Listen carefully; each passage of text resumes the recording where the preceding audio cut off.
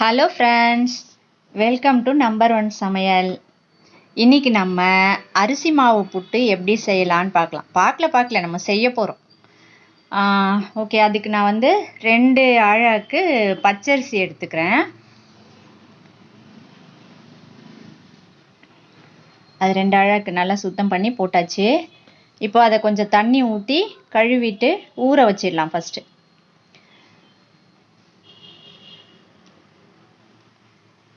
நம்ம அரிசியை கழுவிட்டு ஊற வச்சிட்டோம்னா கொஞ்சம் நல்லா இருக்கும். அதை ஒரு தடவை தண்ணி ஊற்றி வடிகட்டிடலாம். இப்போ கொஞ்சம் அதில் தண்ணி ஊற்றி ஊற வச்சிடலாம்.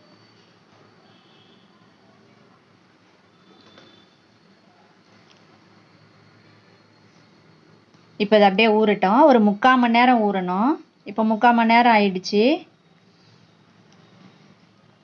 அதை ஒரு தடவை கழுவி வடிகட்டிடலாம்.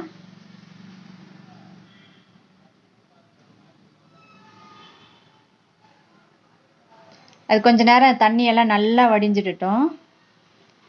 இப்போ பாருங்க, நல்லா வடிஞ்சிடுச்சு.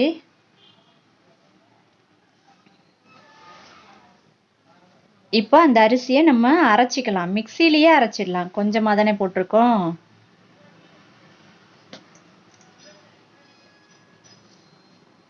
இதை வந்து காய வைக்க வேணாம். நிறைய பேர் வந்து துணியில் கொஞ்சம் போட்டு ஃபேன் காற்றுல காய வச்சுட்டு அரைப்பாங்க. அந்த மாதிரி பண்ண வேணாம். நம்ம அப்படியே டைரெக்டாக அரைச்சிக்கலாம்.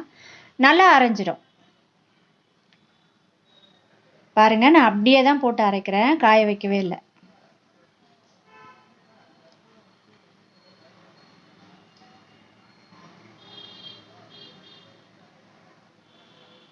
இப்போ நல்லா அரைஞ்சிடுச்சு பாருங்க.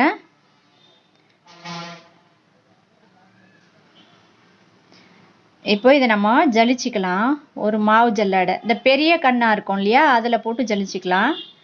எதில் வேணாலும் ஜலிக்கலாம். ஆனால் இதில் பெரிய கண்ணில் ஜலிச்சா சாப்பிட்றதுக்கு கொஞ்சம் நல்லா இருக்கும். இன்னும் கொஞ்சம் நல்லா டேஸ்ட்டாக இருக்கும். பிடிக்காதவங்க கூட அதை விரும்பி சாப்பிடுவாங்க. அதனால இப்படி செஞ்சு பாருங்க. நீங்கள் பெரிய கண்ணில் ஜலிச்சுட்டு அப்படி செஞ்சு பாருங்க. பாருங்க, அதில் நிறைய கப்பி கூட இருக்காது. நல்லா ஜலிச்சிட்டாச்சு. கொஞ்சோண்டு மீதி இருக்கிறத இன்னொரு தடவை அரைச்சி ஜலிச்சிடலாம். அது போட்டு இன்னொரு தடவை அரைச்சி ஜலிச்சிட்டா சரியாயிடும். இப்போ நம்ம இதை ஆவி கட்ட போகிறோம். இட்லி பாத்திரத்தில் கொஞ்சம் தண்ணி நிறைய வச்சுட்டு அந்த நடு தட்டை போட்டுக்கலாம். போட்டுட்டு அதில் ஒரு காட்டன் துணி, வெள்ளை கலர் காட்டன் துணியை போட்டுட்டு அதில் இந்த மாவை போட்டுக்கலாம். இப்போ வந்து இந்த மாவு அப்படியே போட்டு நம்ம வேக வைக்க போகிறோம். ஒரு 20லேருந்து 25 நிமிஷம் வரைக்கும் நம்ம வேக வச்சுடுவோம். இது பாருங்க, நான் தட்டில் தான் வந்து ஜலிச்சிருக்கேன், பேப்பர் கூட போடல. ஏன்னா அதில் இருக்கிற அந்த அரிசியோட ஈரப்பதம் அப்படியே இருந்ததுன்னா நமக்கு ரொம்ப சாஃப்டாக கிடைக்கும். அதனால நான் அரிசியை காய வைக்கல, அதுக்கப்புறம் பேப்பர் போட்டு ஜலிக்கலை, தட்டில் தான் ஜலிச்சிருக்கேன். இப்போ நம்ம வேக வச்சிடலாம் இதை.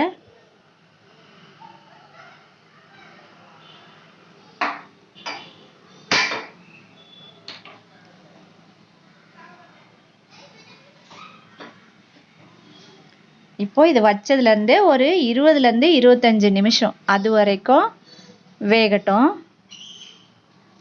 இப்போ நான் இதை வந்து சாயந்தரமாக சாப்பிட்றதுக்காக இப்போ நான் மார்னிங் ரெடி பண்ணிகிட்ருக்கிறேன், ஈவினிங் டிஃபனுக்காக. நீங்கள் வந்து அதை நைட்டே கூட அரைச்சி ஆவி கட்டி வச்சுட்டு காலையில் கூட செஞ்சுக்கலாம். ரொம்ப ஈஸியாக முடிஞ்சிடும். இப்போ பாருங்கள், ஆவி கட்டினது அதை ஆஃப் பண்ணி கொஞ்சம் அந்த சூடெல்லாம் போகிற வரைக்கும் நான் விட்டுட்டேன். அதனால நல்லா ஆறி இருக்கு. இப்போ இதை உதிர்த்து கலந்துக்கலாம்.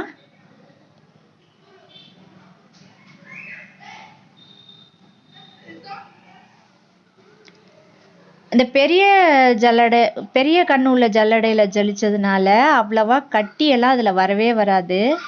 நல்லா உதிர ஆயிடும்.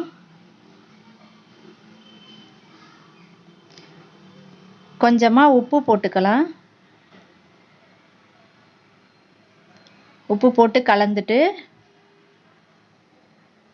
இப்போ தண்ணி ஊற்றி நல்லா கலந்துக்கலாம். அந்த மாவுக்கு எனக்கு பாருங்க அந்த அளவுக்கு தண்ணி பிடிக்குது. இது அரிசியை பொறுத்து கொஞ்சம் டிஃப்ரெண்ட்டாக இருக்கும் தேவைப்படுற தண்ணியோட அளவு. கொஞ்சம் கொஞ்சமாக ஊற்றி பிசைஞ்சிட்டே இருந்தோம்னா அந்த தண்ணி அந்த அரிசியில் ஊறிடும், நல்லா ஊறிடும். இப்போ அந்த பக்குவம் பாருங்க, அப்படி பிடிக்கணும், கொழுக்கட்டை மாதிரி பிடிக்க வரணும். அதை உதிர்த்தா மறுபடியும் உதிரியாக வந்துடணும். இதுதான் பக்குவம். அந்த அளவுக்கு தண்ணி ஊற்றி பிசைஞ்சிக்கணும். இப்போ இதை நம்ம இன்னொரு தடவை ஆவி கட்டிடலாம். அதே துணி போட்டுக்கலாம். இப்போ தண்ணி கம்மியாயிட்டு இருக்கோம் இல்லையா, அதனால இட்லி பாத்திரத்தில் இன்னும் கொஞ்சம் தண்ணி ஊற்றிக்கலாம். ஊற்றியாச்சு. இப்போ அந்த நடுத்தட்டு போட்டுட்டு அந்த துணியே போட்டுக்கலாம். இப்போ முதல்ல நம்ம ஆவி கட்டணும் இல்லையா, அந்த துணியே போட்டுக்கலாம். அதை போட்டு இன்னொரு தடவை நம்ம ஆவி கட்ட போகிறோம். வேக வச்சுட்டு அதுக்கப்புறம் தான் எடுக்கணும்.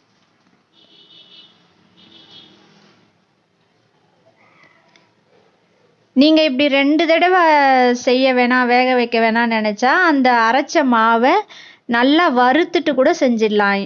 உடனடியாக செய்யணும் அப்படின்னா நீங்கள் வறுத்துட்டு கூட செய்யலாம்.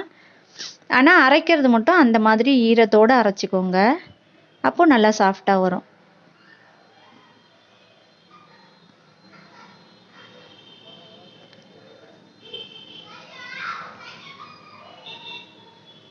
பாருங்க, கட்டியே இல்லை, நான் ஒன்றுமே பண்ணல.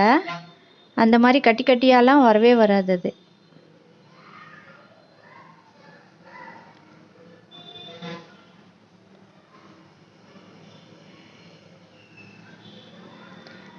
இப்போ இதை ஒரு அரை மணி நேரம் நம்ம வேக வச்சு எடுத்துருவோம்.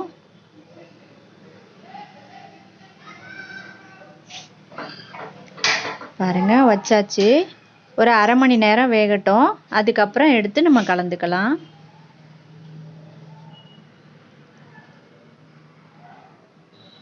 வெந்துடுச்சு, நல்லா வெந்துடுச்சு பாருங்க.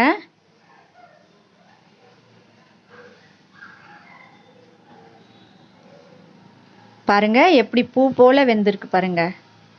அது எடுக்கும் போதே உங்களுக்கு தெரியும், அவ்வளோ சாஃப்டாக இருக்கு. இப்போ நான் தேவையான அளவுக்கு கொஞ்சமாக எடுத்து கலந்துக்கிறேன்.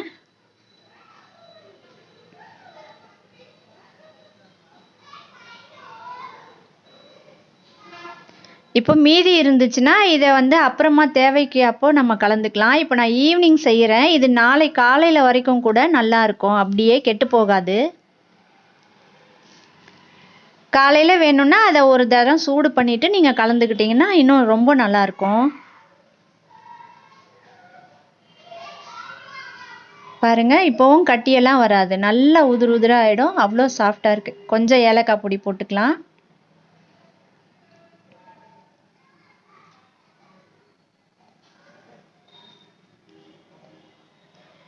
ரொம்ப சூடாக இருக்கும் போது சர்க்கரை போடாதீங்க, கொஞ்சம் ஆறட்டும். தேங்காய், அதுக்கு தேவையான அளவு தேங்காய் போட்டுக்கலாம்.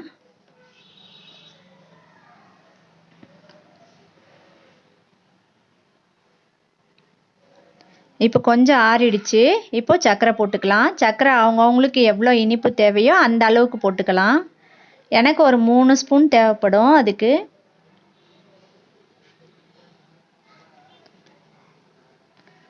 ரொம்ப சூடாக இருக்கும் போது சர்க்கரை போட்டிங்கன்னா நிறைய சர்க்கரை தேவைப்படும் அதுக்கு. அதனால கொஞ்சம் ஆறுன அப்புறமா போட்டிங்கன்னா கொஞ்சமாகவே தேவைப்படும். டேஸ்ட்டும் நல்லா இருக்கும். பாருங்கள், கலந்தாச்சு.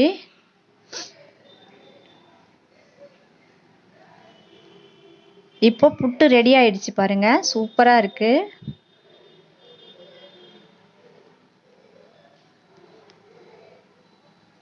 இப்படி கை தொடாம நம்ம கலந்தோன்னா ஒரு நாள் வரைக்கும் அது கெட்டு போகாது. தேங்காய் போட்டாலும் கூட ஒரு நாள் ஃபுல்லாக அது கெட்டு போகாது, நல்லா இருக்கும். அதுக்கு செல்ஃப் லைஃப் ரொம்ப ஜாஸ்தி. பாருங்க, ரொம்ப நல்லா இருக்கு. நம்ம புட்டு எவ்வளோ ஈஸியாக செஞ்சிட்டோம், நீங்களும் செஞ்சு பாருங்க.